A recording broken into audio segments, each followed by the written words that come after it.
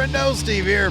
Hey, Larson. And it's Friday. You know what that means. It's time for another count out. That's right. On today's episode, we're going to be counting down the top 10 news stories so far of the year 2023. And we're talking about in the world of professional wrestling. So At this point, no aliens from another planet are going to feature in this episode, but you never know. By the end of this year, maybe they will factor into WWE's plans, perhaps. The rate we're going right now, these congressional committee things are going on, and people talking about alien spacecraft and aliens and whatnot.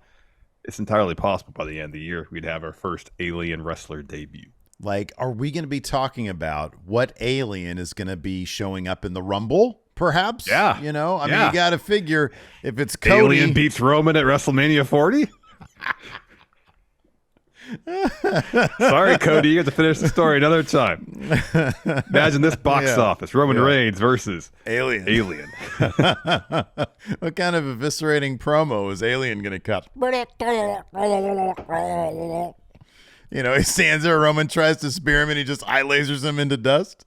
Oh my God! I am the new champion of universe. New undisputed champion. Right, exactly. But so we're not talking about that today. We're going to talk about what's already happened. And so let's just go because we're over halfway past the year now. We're rounding into the fall, really. Yeah, almost. So let's go ahead and dive into it. It's always fun to look back, especially when it's been a year so far that has been fairly eventful. I mean, we thought that 2022 was an eventful year, but man, oh man, who could have predicted what's going on this year? Who would have thought? Who'd have thought? Here we are. Anyways, let's go ahead and dive into this. Number 10. 10. Yeah, the ascent of LA Knight. So every once in a while, we get a wrestler in the professional wrestling business who really captures the imagination of fans, who captures the so-called zeitgeist. And, years ago, like almost coming up on 10 years ago, it was Daniel Bryan, for example. Mm-hmm. Well, in the year 2023, when all is said and done, maybe, just maybe, it'll be the year of LA Knight. Yeah. So he kind of had his first proper main roster feud after being rechristened LA Knight after several months on the main roster as Max Dupree against Bray Wyatt. And they had a Mountain Dew match. Yeah. At the Rumble. Mm-hmm. Mm-hmm. And the build up to that, we thought it was an odd pairing, but they probably thought, all right, LA Knight, interesting foil for Bray Wyatt. Mm-hmm. This will give something for Bray to do to get over, get a good win in his first match back after coming back to the company. LA Knight managed to find a way to basically no-sell everything Bray Wyatt through his way. Yeah. 2-for-1 special even. Yeah. Oh, yeah. And the individual who came out of this program looking like the next star of the company, was it Bray Wyatt? Nah. It was, with everybody saying L.A. Knight. And it's only been upwards from there. Yeah, and especially recently, and this usually happens when WWE doesn't seem to realize what they have on their hands. There was a bit of an uproar at WrestleMania when he was not featured on the card. And, every time you think, oh, man, they're really going to start pushing this guy, it sort of doesn't happen. And that seems to make the crowd response to LA Knight even louder. Mm-hmm. And it does seem right now, and you will obviously revisit this in a list at the end of the year, it seems like right now maybe, and there's been reports that WWE is taking a bit more of a slow road with LA Knight, but there might actually be a road there.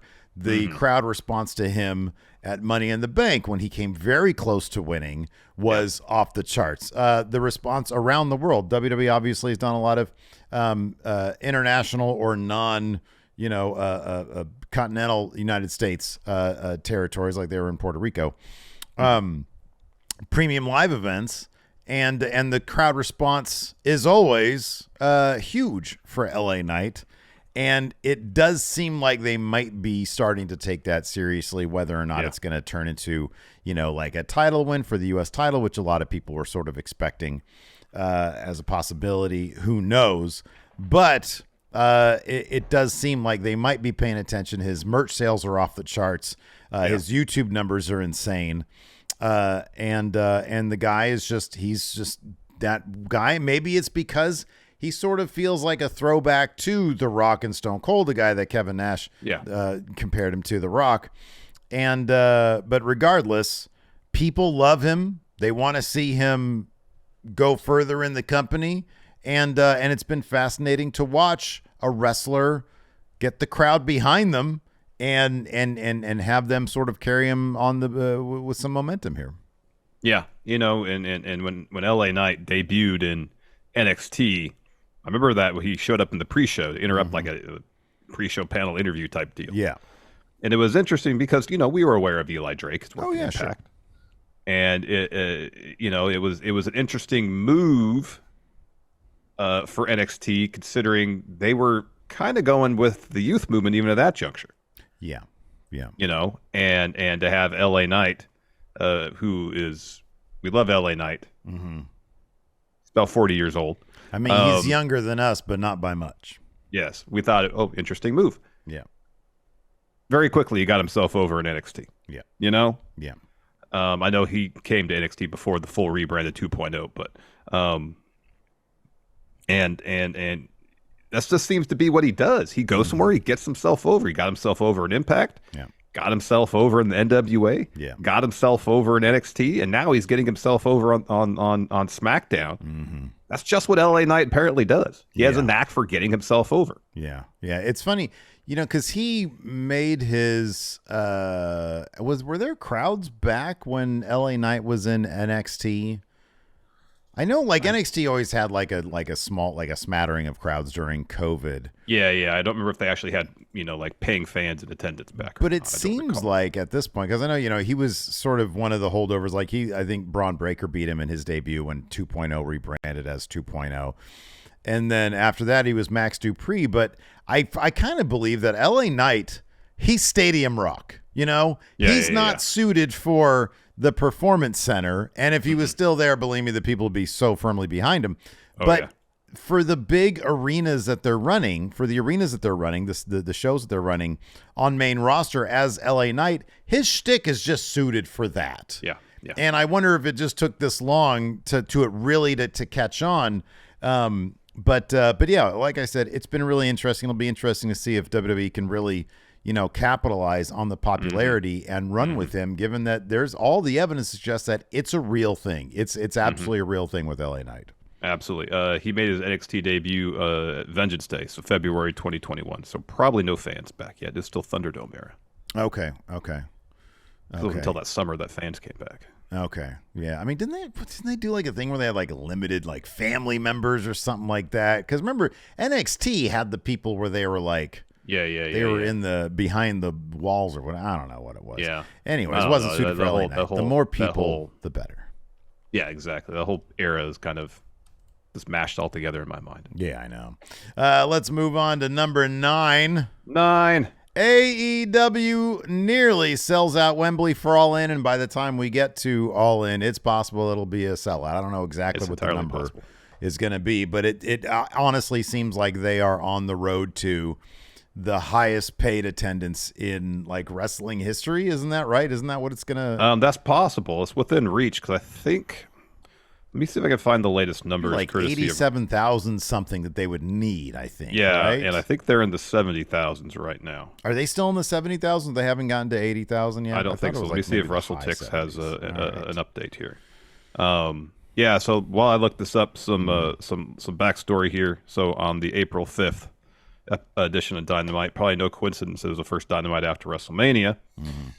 Tony Khan announced that they were going to London, holding the show at Wembley Stadium.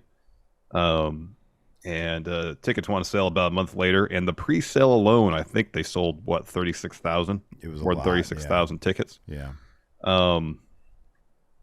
And they've been moving tickets ever since. I believe it's set up for over 90. Okay. Sorry, WrestleTix tweets a lot. Yeah. The last number I have here is over 65,000. That's not from WrestleTix though. And that was a little while ago. I think it's that was by the end of June. Yeah. And they're using the all-in branding, which itself is kind of interesting. They've been reluctant to really go all in, if you will, on the fact that before, you know, the genesis of AEW really was the all in show that Ring of Honor New Japan helped produce with Cody and the Young Bucks and Kenny. And so yeah, going to Wembley, a market that for AEW product is pretty starved. I don't think they've been there at all. And what better way to make a big splash? And there's an interesting push and pull with AEW these days where, you know, there's been some complaints about various aspects of their creative. Their ratings haven't really taken a dip, but they also haven't really grown. And they've added another show to their programming, but the product is still fairly healthy. And if you starve a market and then you dump, you know, you put a big splash, a big show into a market, the product is still very much loved, and people are going to go to those big shows if they haven't had an opportunity to see AEW live. And I think that's a really good indicator of the health of the company, in 2023. Yeah, totally. It's an impressive feat for your first show in a place to be able to sell upwards of 65,000 tickets. You know, we have been critical of AEW's creative direction of late. And as you mentioned, the TV numbers haven't exactly grown, but they haven't dwindled either. They're kind of holding steady, but, you know, that kind of speaks to maybe their creative issues. You know, live attendance, especially in the build-up to the debut of Collision, not good. Although those, I think by the time those shows actually happened, the crowds were decent enough. Yeah.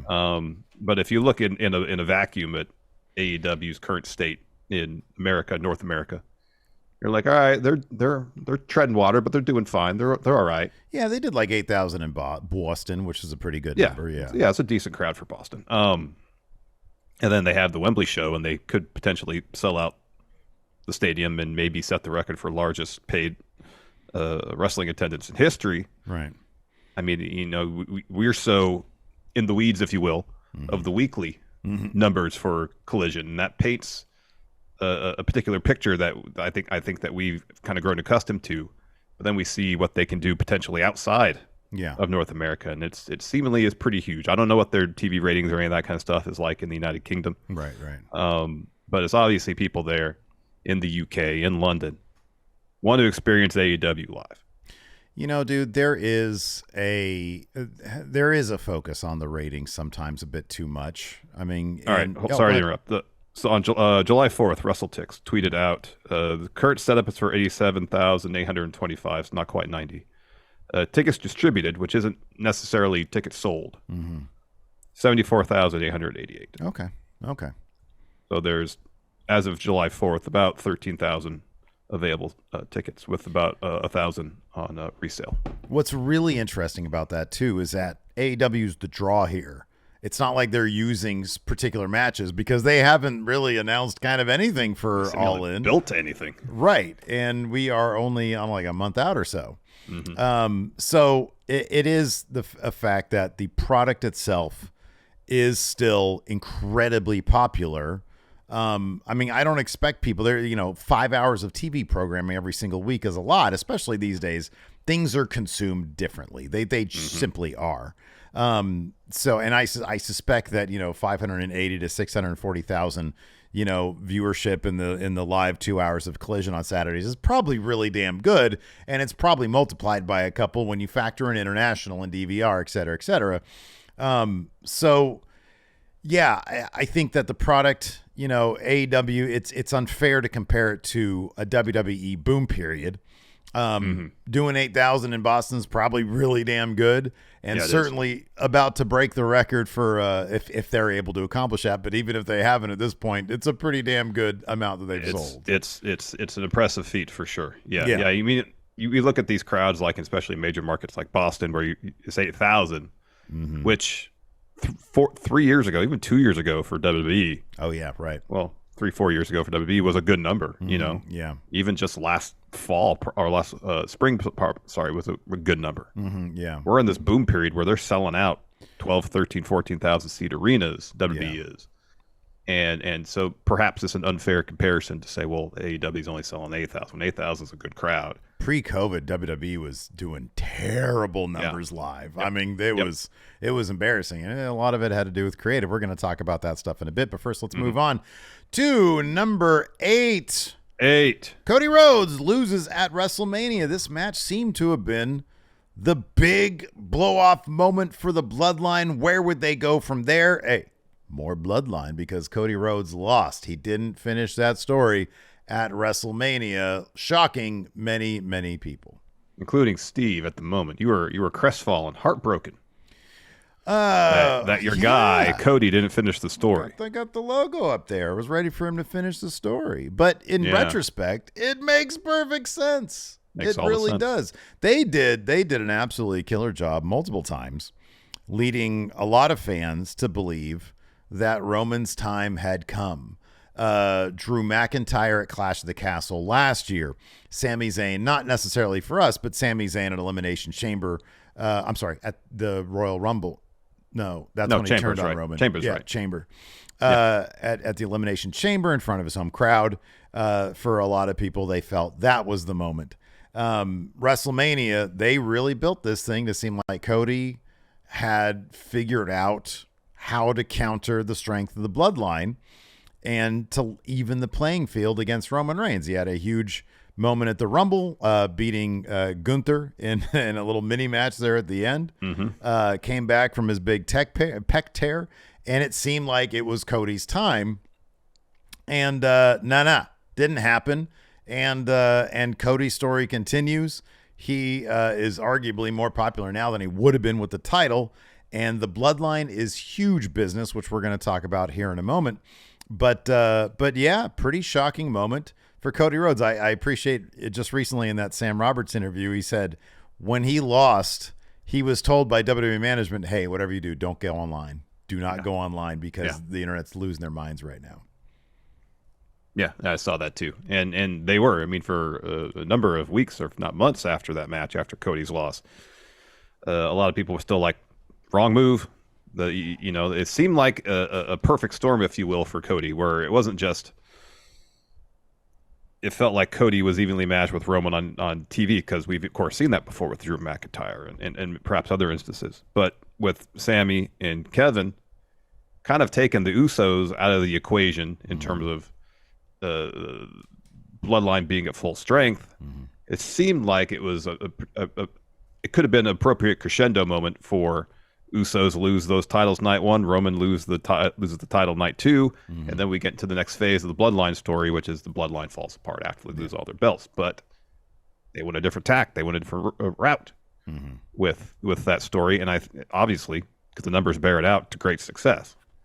You can't argue with that. You really can't. I'll be honest with you, storyline wise, you can't argue with it either. It's funny because I see that less and less, but you know, over the first 2 months or so after Cody lost on social media, I saw all over the place, this is the biggest fumble in modern WWE. I can't believe they fumbled this so hard. And it's like, I know they didn't. The stories have been as compelling, maybe even more compelling than they were in the first place. Revisiting Jay, I thought was awesome. Yeah, it was great. And I've been really enjoying this particular phase, especially. You know, I guess here's perhaps a perspective to view that opinion through is for so many years as fans of WWE, we've been conditioned with Vince in charge to get moments potentially built up only for them to not happen. And huge storylines to progress and then not happen. And, you know, we're in, I know Vince is still around, he still oversees creative, but this is Triple H's show now. Raw, SmackDown. I think, especially going into Mania, a lot of people, or maybe still, we haven't unlearned what we have learned watching WWE programming in terms of of all that. And so, absolutely. You know, now that we see Cody is lost, and creatively, everybody involved in that is seemingly at a better place, which is hard to imagine in the build up to Mania. Yeah, right. That, okay, maybe now we can see, okay, there's vision past these moments that might disappoint us, whereas in the past it was just disappointment. Yeah, you're absolutely right. The post Vince traumatic disorder is real with WWE fans. I have learned with the bloodline after so much time of understanding whatever formula they have, whether Vince wasn't there, Vince was there, they've really worked with the bloodline. Like the bloodline stuff has really worked. And so I kind of have given myself over to, you know what? I got faith in whatever process they got going on here. But you're absolutely right, because for years it was dog shit. It was absolutely dog shit. There was a period in 2020 when WWE clearly was not, 2020 when COVID hit, and AEW really did a really good job pivoting, filling up their Daily's place with other wrestlers, making it feel like one big show, not the big show. WWE went a different route with empty arena, with Thunderdome, and the creative just didn't help at all. Like Vince was basically at his worst at that point, and it was just garbage. And so there was no benefit of the doubt there, because for every Kofi Mania, you'd get a Kofi losing to Brock Lesnar. And or even worse, as you mentioned, moments that seem like they should right themselves that just simply don't happen. So, but, things obviously have changed significantly. And I know the bloodline started under Vince. The bloodline stuff was always strong under Vince. Yeah. And if Vince had his hand in one thing, or at least was delegating the proper hands to those stories and letting them play out, it's worked really well. But I think you're right. I think that, there is such a lack of benefit of the doubt that we've talked about endlessly because of Vince McMahon. And maybe that some of the sentiment is with that. So yeah, interesting to see that go down. Before we continue on to the next one, want to remind everybody out there, we've got friendoshop.com merch. That's right. Wow, I didn't even have anybody lined up to do the ad read. Well, we just spoke about trauma, being conditioned to generate a response based on just certain information. Oh wait, we do. Once I hear, hold on, we do. We have an ad read. Oh, okay, we do have an ad read. Here we go. Who is it this time? Oh, it's Ed Manning. It's Ed Manning this time. Here we go. It's the Ed Man here to tell you all about our purple merch. That's right. Do you love purple merch? I love all things purple. Grimace, milkshakes, the engorged face of Brock Lesnar when he's gassed, or the engorged head of my... Anyways, I won't talk about that. Friendoshop.com. Use code PURPLE to get 20% off. This has been the Ed Man, Ed Manning. Professional Undertaker celebrity appearance. Thank you very much, Ed Manning. We appreciate it. We also have a Patreon at patreon.com. We do. There's no more, is there? No more, please. Channel memberships. Also, bonus episode. Oh, what? We've got another one? Oh, it's Phil McDonald this time. Here we go. Oh, God. What's up, everybody? This is Stone Cold Steve Austin impersonator Phil McDonald with a pre-recorded ad read to remind you about our Patreon, patreon.com/Stephen Larson, or click join at youtube.com/Stephen Larson. You get the Friendo Club membership. That's right. This is what you get. Question threads for all the episodes that going in Raw. You also get access to our prediction special events. That's right. Right now we got the G1. What does the G stand for? How about that G-spot? What do you think about that? Gosh. Don't interrupt me. This is a pre-recorded ad, please. I see the look on your face right now, Larson. I don't appreciate it.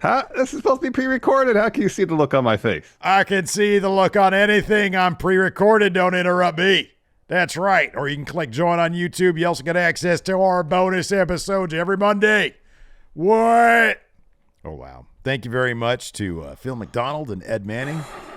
Reminder, you can help support Going In Raw. You can help support Friendo Club, Stephen Larson. Become part of the community at patreon.com/Stephen Larson, or click join on the YouTube. Let's move on to the next one, Larson, before please move on. Lose your shit. Number 7. WWE debuts new titles for the longest time. People were wondering, Roman's got all the titles. Are you going to split them up? What are you going to do? I don't know what voice that is, but I don't know. I guess I don't know. But they just split them. That's the answer to that question. They just split them all. They just created new titles out of the ether. Yeah. And referred to it as a new World Heavyweight Championship, of course, alluding to the title that existed for the years after WWE bought WCW up until about 2013, 2014 when the belts melded. I mean, first was, as mentioned, the new World Heavyweight Championship. They had a tournament. Seth Rollins won it. And it obviously has visual cues to the old World Heavyweight Championship with a giant bulbous WWE logo right in the middle of it. You love the bulbous. Yeah, here's my theory on that. I think maybe they're future-proofing it because, of course, alien spacecraft, as we know, saucer-shaped, the bulbous top. Maybe they're like... Tic-tac shape. That's the new shape. Yeah, that's right. Tic-tac. It's not the flying saucer, Steve. Right. It's actually tic-tac. Tic-tac. It's kind of like, remember in Star Trek? Yeah, right. Yeah, the whale song. The whale one. Thing. That was kind of, right. It wasn't exactly tic-tac, but it was a cylinder. Yeah. It was messing up. It was like a giant cigar. Yeah, it was. Yeah, so yeah, the tic-tac title, Seth Rollins. Like you said, they had a tournament. Evidently, USA Network was like, hey, we'd like a top title on our show as well. And so they got Seth freaking Rollins to finish his story, which is to be consolation champion to Roman Reigns. But I'll be honest with you, man, I think they've done a really terrific job, not just elevating that title, but also the Intercontinental Championship. Prior to Gunther's reign and really prior to Triple H being in charge, those mid-card titles were treated like an afterthought. Now, we're still waiting for them to do some with that U.S. title. But the Intercontinental Championship means something, and Seth Rollins has really made this title worth something. I mean, he said it in his promo with Finn Balor this past week, where he said, this title is bigger than your, thirst for vengeance, and it's bigger than me. And I think he wants to prove that this title is going to be important. I still would like to see a match for the World Heavyweight Championship, main event, a pay-per-view, especially pay-per-view that Roman Reigns is on. Then I'll be like, yes, they're on equal footing. Yeah, I mean, it's main evented Raw before. Not a pay-per-view, but all right. I know, but I get it. Bloodline's everything. No, I get it too. I get it. I do think that the way the stories play out, I think one reason why it hasn't bothered me that much and why that aspect of it doesn't really bother me, to me anyways, the way the stories have played out, obviously Roman is the big dog. He's the undisputed champion, even though it's in dispute. Yeah, there's two titles. Can't be undisputed if there's two titles. All I really care about, the one thing that I care about is simply, are the stories behind it compelling? And they really have been, regardless of where it's defended on the show. Bloodline is everything. I mean, dude, there's been pay-per-views where it's not defended in the main event, but neither is the Undisputed Championship. It's the tag titles, or it's simply the Bloodline Civil War.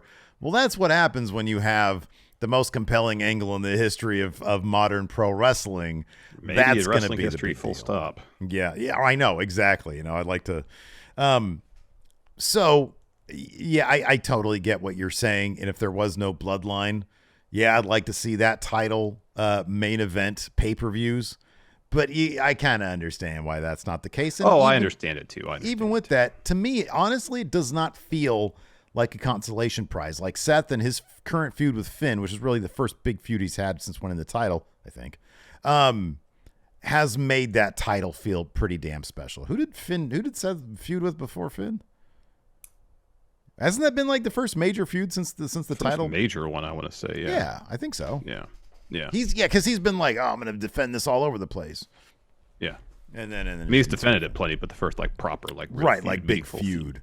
But they've really made that thing feel special. And then of course Rhea Ripley won they sort of traded in.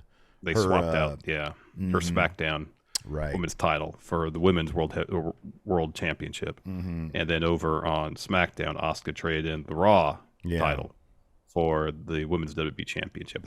Both those events happened. I think the SmackDown one was on June 9th, and then Rhea got the new belt on June 12th. Do you have notes in front of you that I don't have access to right now? What's going on? I'm just doing some searching here on the fly. Oh, look at that. My goodness gracious. Multitask. You couldn't even tell, could you? I know I couldn't. That's very impressive. Give credit where credit's due. Let's move on to the next one. Number 6. 6. Sasha Banks, a.k.a. Mercedes MONE, goes to New Japan Professional Wrestling / Stardom, I guess. She's the first IWGP Women's World Champion. Isn't that what the thing is? No. What she beat Kyrie for it so she debuted Mercedes at Wrestle Kingdom after Kyrie had her match. And then they had a match at Battle in the Valley in February of this year where Mercedes won that match, beat Kyrie for the IWGP Women's Championship. That's right. And then she had a couple defenses before losing it to Mayu Iwatani at Stardom All-Star Grand Queendom. And then Mercedes was in that tournament, that one-night tournament at Resurgence, to crown the first New Japan Strong Women's Champion. That's right. Reached the finals against Willow, hurt her ankle, and then Willow ended up picking up the win. Yeah, right. Once she showed up, it seemed inevitable she was going to pick up that IWGP Women's title. And for a moment there, it was really awesome and interesting to see. Because, Sasha Banks, she's been one of the more creative people to step inside one of the more creative women to step inside a wrestling ring in a while. And to see what she's done on the outside of WWE while being a WWE contracted wrestler was one thing. But I always got the feeling, okay, I wonder if she could do a lot more with the freedom of being outside the WWE. And she took her star power to New Japan. And by all accounts, it was a wild success. All sorts of new subscribers signing up. The San Jose show where she made her debut was like a sellout as soon as it was announced that she was going to be there. Her repackaging was awesome.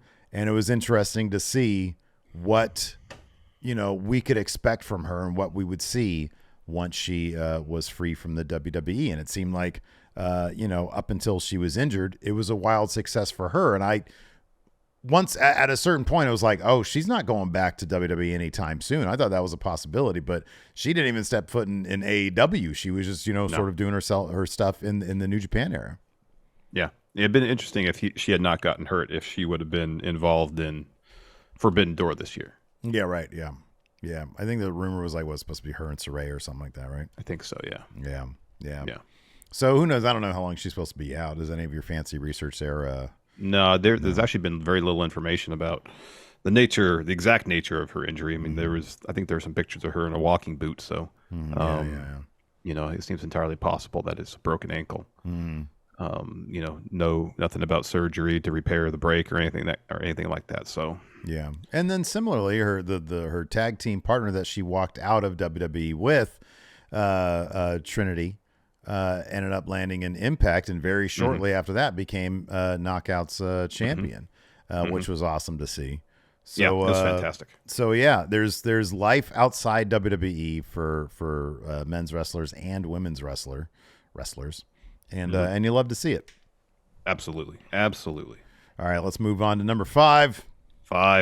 Jay Briscoe passes away in a car accident. This one was shocking and tragic and really sad. He leaves behind, a ton of wrestling fans and, of course, a wonderful family that, has to move on without him. But, this was really, really sad. And the circumstances surrounding the car accident, it all seemed fairly avoidable. Yeah, so it was January 17th of this year, where a truck veered into his lane, head-on collision, seemingly. News spread fast. Tony Khan announced it on Twitter, and the outpouring of love for Jay Briscoe and the Briscoe family from basically all corners of the wrestling industry. He's seemingly someone who, if you met him, he had an impact on your life. Right. That was kind of the theme of everybody's recounting of their relationship, their friendships with Jay Briscoe. And he seemed to leave a pretty massive mark on a lot of people in the wrestling industry. There's tributes from wrestlers in WWE, in AEW. They had Mark Briscoe, main event. I think it was the January 25th episode of Dynamite, in a match against Jay Lethal. It's a pretty huge loss for the wrestling world. Yeah. Briscoe had been, a cornerstone of Ring of Honor pretty much since the inception of the company. And he marked one of the best tag teams in the entire world. Yeah. And to have him taken too soon was certainly tragic and a huge loss for the wrestling business. Absolutely, especially when you consider Ring of Honor relaunching under AEW, and Warner's sort of going back on them saying no, Briscoe's on TV because of comments they made ages ago that they had since overly apologized for many times over, and seemed to really understand the error of their ways. And to a person, everybody was coming out saying, yeah, man, they had really changed and they had understood, why what they said was wrong. And, and it's sort of like what you want from people, it's like they were a great example of that. And then, of course, we'd be remiss not to say, of course, obviously, personally for us, losing somebody as well, the enforcer Stevie Bradley in May, which is, just literally today we were talking about, missing him and seeing things and wanting to send him to reach out and talk to him, and talk to him and send him silly things and have him respond to them. It's been really tough. And we both miss him absolutely dearly. Yeah. But yeah, that's been a big impact here in our community as well. Yeah, definitely has. Let's move on to number 4. CM Punk returns to AEW, and I love how you put it here in the notes. He is given AEW Collision. He was granted his own show for himself. Basically. I mean, the ongoing saga with CM Punk and AEW. Will his contract? This is all following Brawl Out, of course. Will his contract be bought out? That was kind of the rumor going through the wrestling world end of last year, and then that kind of quieted quite a bit.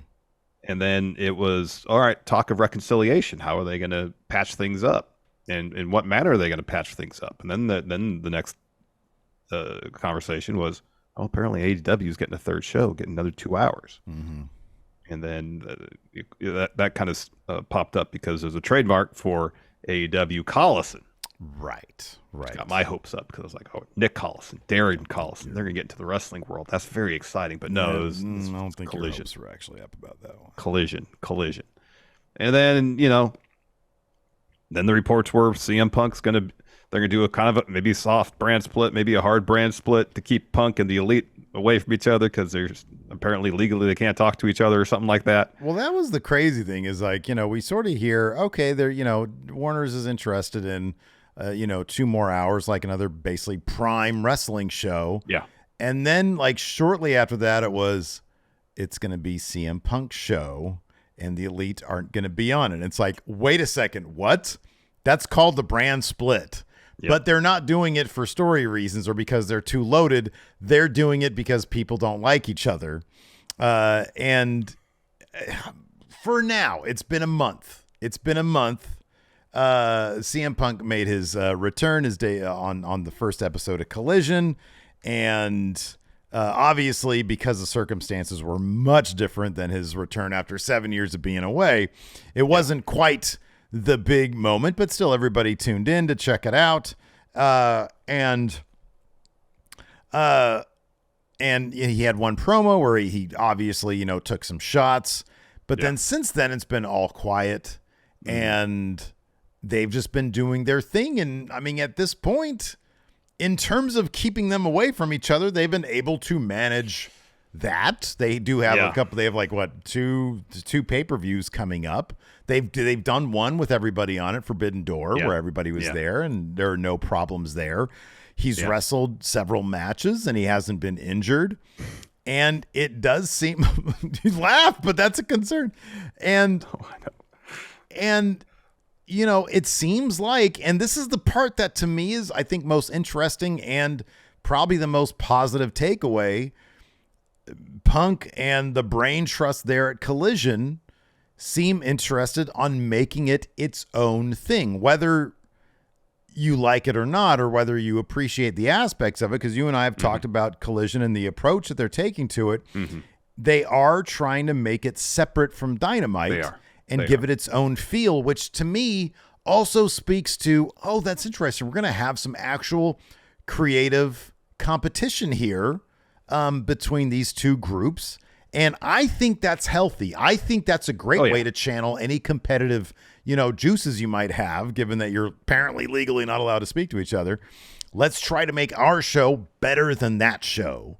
Yeah. And that could give us some really good stuff. I've seen, plenty of AEW fans, and I think in a healthy sort of, I'm not going to call it tribalism because tribalism has a negative connotation to it, but I've seen people online, I've seen anecdotally, hey, I prefer this approach on Collision. And it's not really a toxic, toxic sentiment to make. It's like, oh, I kind of like this. People stumbling out without theme musics, without theme tracks going on. Or I prefer the Dynamite method, which is a bit more WWE, a bit more talky. And I kind of like that they're presenting two different ways of presenting pro wrestling. Definitely. Yeah, that's been a positive of the you call it brand split, whatever. I mean, it's pretty much they just want CM Punk and the Elite to be on separate shows. That's pretty much the extent of it, seemingly. Is that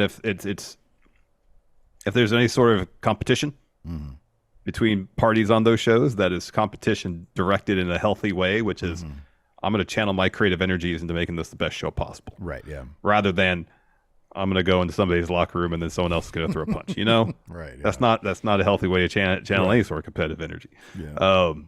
And so, it's been interesting to see the Collision experiment unfold week after week, trying new things, what they keep, what they don't keep. In my estimation, some of it works, some of it not so much, but it's been interesting to see, at least within the AEW fan base, how the conversation about Dynamite and Collision has been, for the most part, so far, fairly civil. Yeah, right. Yeah. It's nice to see. It is nice to see. And it's so funny because yesterday, I don't even know why I was looking at this stuff. I was putting together a video for something. I read an interview with Cody Rhodes when Dynamite started. And he was talking about what AEW in general is going to be. And a lot of what he said is basically what happened with Collision. Because he was like, we're going to keep these stories told in the ring. It's going to be more sports oriented. It's going to look like a sports, broadcast. And I mean, to me, Collision it's more like Georgia Championship Wrestling. It's like old school stuff, Yeah. It's like studio wrestling, but not in a studio. And I do wonder, had Cody stayed, which I doubt he has any regrets, but had he stayed, I'm not sure. I think that would probably be his show as well. I could totally see him and FTR and CM Punk all on the same page on Collision. But instead he became, the guy there in WWE. Let's go ahead and move on to number 3. WWE reaches a new boom period. So we talked earlier, not Adam Cole boom. We talked earlier about how Bloodline is everything. How the arenas are being sold out. They're going around the world and in territorial United States to basically sell out crowds. The Triple H era and really the Nick Khan era, I think, because it's not just in the creative, but it's in the strategy behind. We're Sami Zayn versus Roman Reigns. Where should we have that? Montreal or wherever they were. It was Montreal, yeah. It was Montreal. Give a prominent match to Zelina Vega and then Damian Priest and Bad Bunny because we're going to Puerto Rico. And a lot of that informs the creative. But there's also just been an emphasis on characters who the performers know they're playing. If you look at Rhea Ripley before and after Triple H, there's a sea change. It's a difference. Yeah, it's night and day. It is. Judgment Day in general, night and day. Everybody seems so much more comfortable with who they are, and they're given direction, and they're given stories. And at the end of the day, that's what pro wrestling is. It's characters and it's stories. And that's why it's working so well. And financially, they've never been in a better position.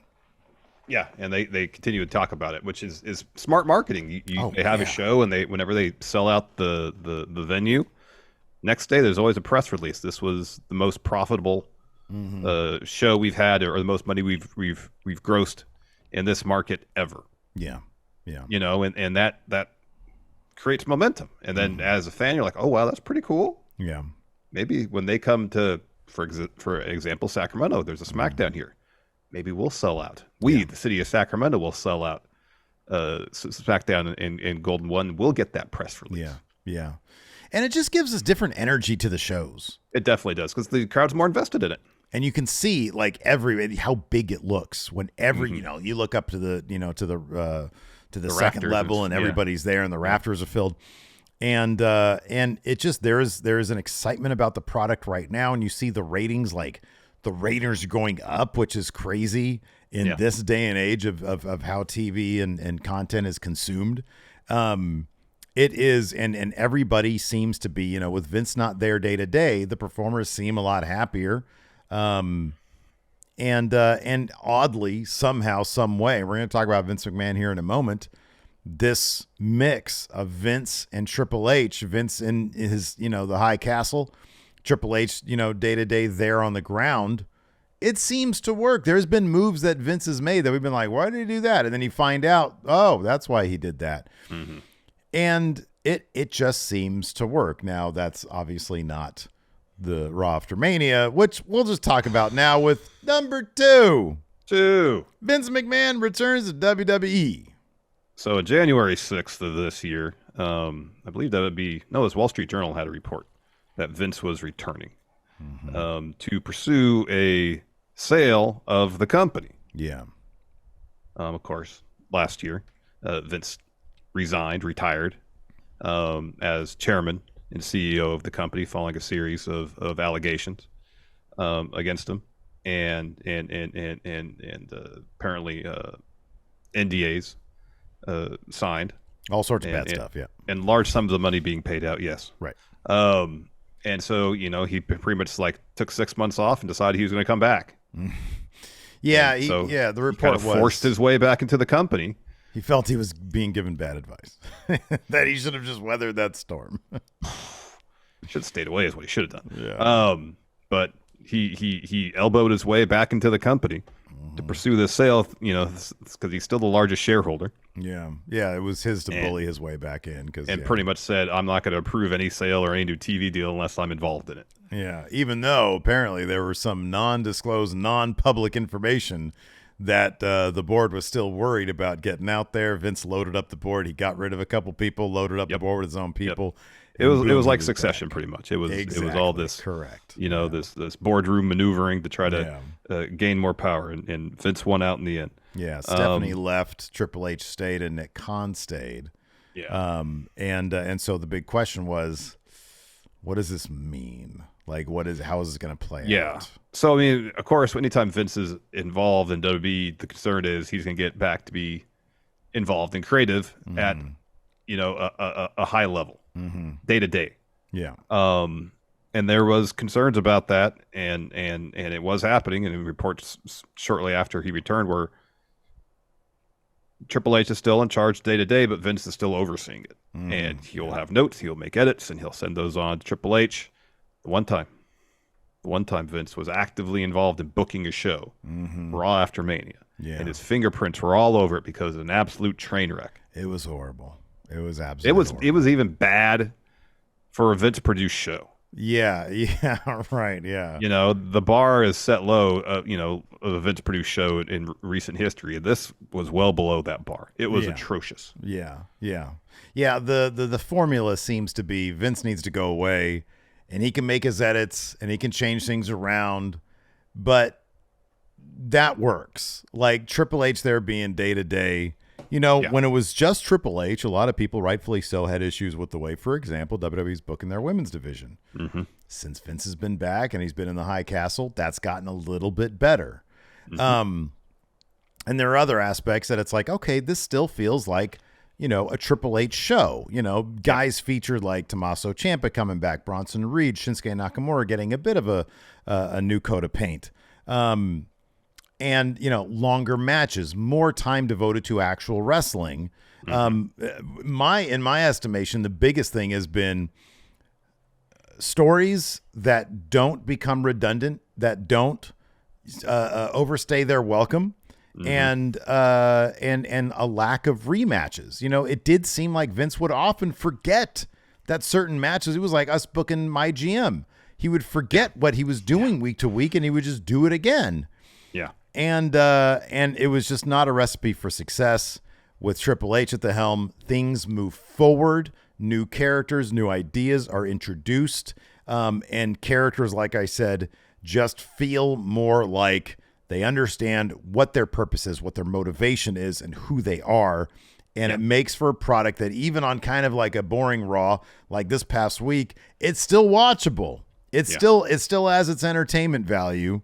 Because the characters and the positions they're in, like Judgment Day, for example, are still fairly compelling. Yes, indeed. And then as far as Vince returning to sell the company, let's move on to that one, Steve. Let's move on to number one. WWE is acquired by Endeavor. They're going to merge with UFC. Now, all the machinations are happening right now as we speak, and apparently sometime by the end of the year, early next year, that should be complete. But this was kind of interesting because it wasn't like purchased. It was a deal to merge. Stock deal. Yeah. It was a stock deal to merge with the UFC. Yeah, no cash changed hands whatsoever. So it wasn't. So it was announced the day after Night 2 WrestleMania. It was the Monday after WrestleMania. Yeah. That Vince and Ari Emanuel, I think, went on CNBC to announce it. After a rumor that they had been sold to the Saudi Public Investment Fund, I don't know, like a couple of weeks before or something like that. Yeah, it was a little bit before that. And yeah, that's an interesting aspect of the deal because when Vince, eventually made his official announcement that he was coming back, it was all about getting the best value for the shareholder, and which would lead you to believe that they were going to actually sell the company. Right. Yeah. They can actually sell the company, and they're merging with an existing company. So if you own WWE stock, you're not getting any money out of this. You're getting stock in this new company. Right, exactly. Which is like what, TKO or something like that? TKO, I think, is what is going to be on the stock exchange. So is that the best value for the stockholder? I guess to be determined. Right. Because this new entity with the WWE UFC merged corporation, this TKO, I mean, who knows how they'll fare in the stock market. But it's an interesting tack. We talked about numerous times on the show leading up to the sale before it was announced about whether Vince was going to leverage the sale, prospective sale, in an effort to get himself back firmly in control of the company on a day-to-day basis. Yeah. And Vince and Ari Emanuel were, I believe, asked about that during the announcement video. And Vince, that's when he said, I'm not going to be involved day-to-day creative. I can't be in the weeds anymore. Yeah. And it was the position then that it was Ari Emanuel that was insistent on having Vince involved. So, whether the goal of Vince to sell the company was to get himself back firmly in control of the company or not, the end result was the same, is that outside of a day-to-day creative control, he's seemingly in day-to-day control of most every other aspect. Well, Nick Khan's still CEO, so Vince is still he's going to be the chairman of the board of this new company. Yeah. And I think in the filings for it, there is only a handful of ways that Vince can be removed. He can from that spot. I think I read something that Jimmy Van from Fightful had said. He thinks that shit's gonna happen as soon as it's complete. But I mean, interestingly enough, from a business perspective, I mean, I can look at numbers right here. 1 year ago today, their stock was at $69.49. And as of, today, it's at $105.07. Yeah. And just a couple days ago, it was as high as at $111, which I think was a high. Yeah. So from a business standpoint, again, who knows what kind of stock price this TKO is going to be. But this is not, or none of these events have done anything but help to raise the stock price in the end anyways. And so it's been interesting to see. And coming up on, and dude, here's the thing. This is not financial advice. Might not even be a terrible time to buy now, because with these new TV deals coming up and the kind of ratings that WWE is pulling and how much on fire they are right now, if they get a multiplier off of what they had before, those stock prices could go up even further. Steve's new Jim Cramer here. I would not know. Sell. I wouldn't buy any WWE stock, but yeah, I mean, it seems to be really good for business. Business is really good, and Vince's return hasn't tanked that at all. So, we'll see what the rest of 2023 holds, and heading into 2024. So yeah, there you go. Well, I think the dominant story inside of wrestling, outside of wrestling, 2024 is going to be aliens, obviously. Oh, I thought you were going to say LA Knight, but LA Knight could be an alien. That's always possible. Yeah. You're going to probe me? Yeah. Anyways, that's going to do. Yeah, no, alien. Those aliens, that shit's going to happen. We're going to find out about aliens. We're going to actually see an alien within the next year. I agree. I think so. That's a prediction right there. I think that's a guarantee. Yeah. Anyways, that's going to be crazy. It's wild, man. You think they wear clothes? Like everything. They talk about how fast those craft of theirs move. They got to wear some sort of like something, you'd think, because like those G-forces are nuts. Oh, I don't think they're dealing with G-force. I think on the inside they're manipulating space-time to the degree that like gravity, that's just another force that they can put in their math equations, and then be like, inside here, gravity's good. Regardless of what's going on out there, they and then they're fine on the inside. They're lounging. So I think they're covering up their dick and balls. You got to cover up your genitals. You can't just be walking around an alien, your spacecraft. So, being like, hey, Bill Alien, I could see your dong. Get your alien dong out of my alien spaghetti, please. Trying to eat some alien spaghetti and alien meatballs. I don't want to see Bill Alien's balls. Only meatballs, huh? I think they wear clothes. I think they do. I think all the popular culture of Martians wearing just going around butt naked with no like Ken type front area. Smooth front area, yeah. Yeah, that don't make any sense. I don't know. Honestly, don't know. We're going to learn a lot. We're going to learn a lot about life and the universe. Yeah, man. Oh, here in the next year, I feel like. Yeah. Anyways, that's going to do it for us. Thanks, everybody, for tuning in. Appreciate it. Till next time. We'll talk to you later. Goodbye.